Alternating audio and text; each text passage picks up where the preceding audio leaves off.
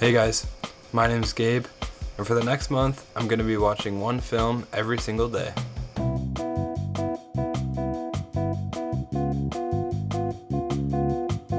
Today was actually a special day for my month of movies. It was my birthday, so my girlfriend said we could watch any movie that I want. I don't know if I've talked about this, but I am a huge Star Wars nerd, so being one of my favorite films, I really wanted to watch Rogue One. We had seen pretty much all the other Star Wars films before, but we had never gotten around to watching this one together. It's been probably 4 or 5 years now since I've gone back and rewatched Rogue One. So I've been wanting to rewatch it for a long time, so I picked today to do it, and I really fell in love with the movie all over again, and I just want to rewatch it another time. I'd kind of forgotten how stunning all the visuals of this film were. I mean, of course, with like the budget that Disney has for movies in the Star Wars universe, it makes sense. But it really did just look so unique and real, is the only way that I could describe it, because a lot of the Disney movies, even the Star Wars movies, but like Star Wars and Marvel movies made by Disney just look very like comic booky in a way. They're very kind of colorful and just a lot of lasers and big explosions, and it just looks very flashy and shiny. And there's something to be said for that. It's a particular style of filmmaking, but I think for Rogue One, what I loved about it so much is just how real and grimy and dirty it all looks. It just looks like it takes place in a real world somehow, even though it takes place out in the middle of space. Another reason I really loved the film was because I think last summer it was, I read the book Catalyst, which is about just the events leading up to Rogue One, with Galen Erso and director Krennic. Also, just the Erso family. So you learn about Lyra and also Jyn. It's a really, really good book if you're into Star Wars. If you're not, it probably won't make much sense to you. Yeah, I mean, you kind of have to be a nerd of the lore to sort of get what's going on. It's all about the creation of the Death Star and kind of trying to find money to build it and a team of workers and stuff like that. It's a really good book. I recommend it if you're a Star Wars fan. But yeah, it kind of shed a new light on the story of Rogue One, because I never knew the backstory of a lot of those characters. It kind of just throws you right into it. But it definitely humanizes them a lot more and gives them a lot more depth. I really loved that I was able to understand the characters more after reading that book. I could go on and on and on about this movie, seriously. So I'm trying to keep this video a little bit short so I can edit it in a reasonable time. But I don't even know where to start. I guess I just, for one, loved the casting like so much. Felicity Jones was such a perfect Jyn Erso. Like, she really played the character so well. Just very timid and played it in a way that you're not really sure where her values lie. I think Diego Luna plays a really good Cassian Andor.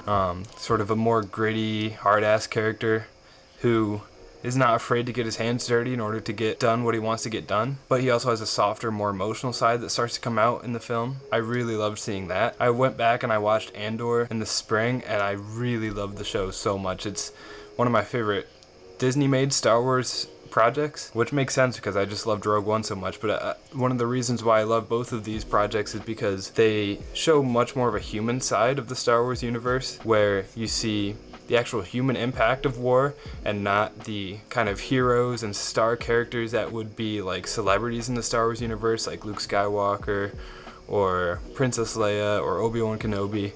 It's just boots on the ground, people that are kind of no-named characters that no one really knows about, but their lives have been completely devastated by the Empire and the war that's going on. And it shows, like, you know, people getting murdered brutally, and it shows the emotional impact of that and having to deal with living in poverty under the Empire and having your life be dictated by a masked force of stormtroopers. And I really just love that. It's so unique, and it's so unique to these projects.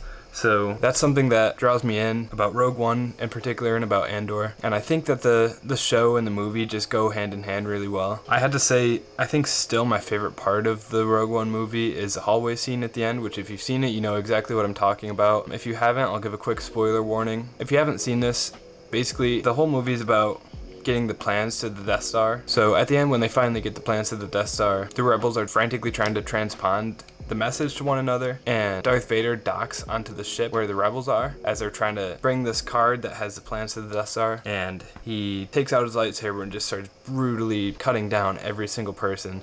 And then at the very last second, they're able to slip the card through the door and escape. and you just see Darth Vader like standing on the edge of his ship, like out in space, watching them get away, and then it perfectly cuts into the beginning of episode 4.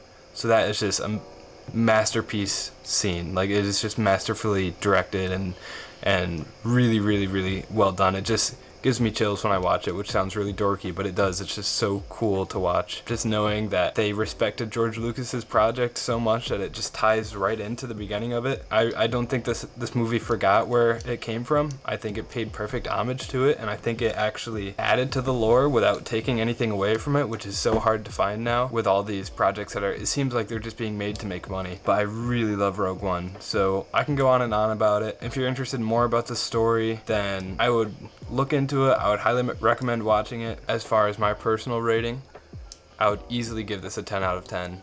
It's one of my favorite movies all time. It's probably in my top 10 favorite movies list. It just like scratches that sci-fi itch that I really yearn for when I watch a sci-fi movie, of just like really cool shots of spaceships, just like mixing the future with characters and settings that seem realistic and seem like they could be in the real world, but then, you know, with technology that is just way out there in the future. So I just really, really, really love this film. I couldn't recommend it enough. Watching it on my birthday with my girlfriend was a really special experience. Yeah, watching this, 10 out of 10, and I'll check back in tomorrow for what film I decide to watch.